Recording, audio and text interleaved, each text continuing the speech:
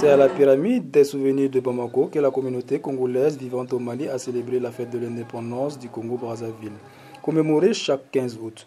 L'événement, marqué par des festivités culturelles, des discours officiels et des moments de communion, a permis de rappeler l'histoire du Congo et ses acquis depuis 1960.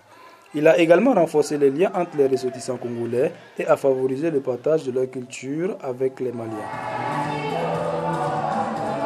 Ça nous donne un sentiment d'amour surtout, de fraternité et surtout de renforcer la sororité entre les Congolaises et surtout l'entente, la tolérance et tout ce qui va avec. Comme le dit notre hymne national, oublions. Il faut oublier pour avancer. Et vous pouvez comprendre qu'être Congolais n'est pas facile. Mais autour de cette fête que nous célébrons le Congo, ça nous unit plus et ça nous aide. Le public venu en nombre a eu droit à un véritable voyage au cœur de la République du Congo-Brazzaville. Les invités ont apprécié l'ambiance, les rythmes envoûtants de la rumba, l'élégance vestimentaire des sapeurs et la découverte des délices culinaires locaux.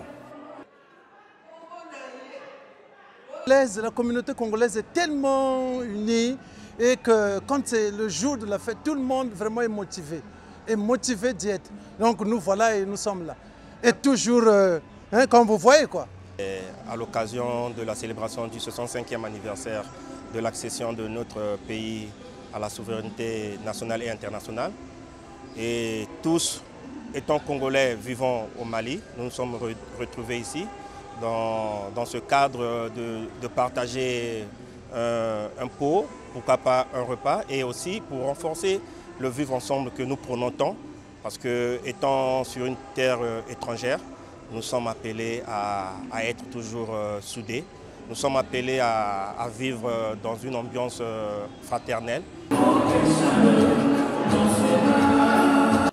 Le consulat du Congo-Brazzaville, également présent pour l'occasion, a réaffirmé son engagement à œuvrer activement pour le bien-être de ses ressortissants.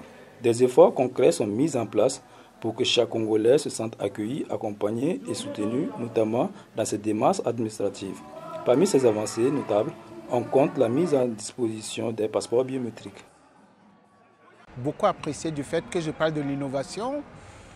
J'ai vu votre consul honoraire qui a intervenu et qui a parlé des avancées qu'il y a eu par rapport à la résidence de la communauté congolaise de Brazza résidente ici au Mali. Il y a eu des passeports biométriques qui commencent à être distribués. Je vois qu'il y a une organisation qui augure de l'avenir prospère de la communauté congolaise résidente ici au Mali. Il serait difficile de trouver une parcelle ou une famille au Mali qui n'aurait pas un des leurs au Congo. Et je considère que déjà nous, au Mali, nous sommes chez nous, nous ne sommes pas à l'étranger. Tout Malien qui me regarde, je leur lance un message d'amour. Que si jamais il arrivait que vous trouvez une Congolaise en difficulté, sachez que c'est une Malienne qui est en difficulté. Le Diatiki, c'est une valeur reconnue au Mali. S'il vous plaît, élargissez ce Diatikiya auprès des Congolais. Et par la même occasion, au-delà de la fête, les G100 ont mis en lumière l'importance de préserver l'unité nationale et de maintenir les valeurs de paix et de solidarité. Ces principes sont essentiels, non seulement au sein de la diaspora, mais également dans les relations avec le pays d'accueil. Ce témoignage illustre parfaitement les liens de fraternité et d'union qui unissent le Mali et le Congo.